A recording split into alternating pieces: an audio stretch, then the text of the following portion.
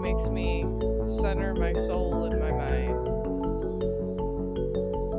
The ducks probably are somewhere else. I don't know. Here's Chong. Sometimes he's never at peace. He just wants to keep going. And he does not like the motorcycles. I don't know why. Him and the motorcycles don't get along. I think it's because they're so loud. So I try to take him places that the motorcycles are. See here, now he is looking at the lake a little bit. He likes to look at the lake too.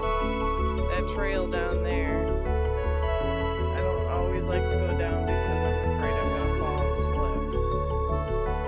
And that would be not a good thing. I'd probably have to start screaming and then somebody that walked nearby would eventually find me. But I figured this could give everybody peace. If they didn't have peace for the day, they can look at the lake and feel at peace.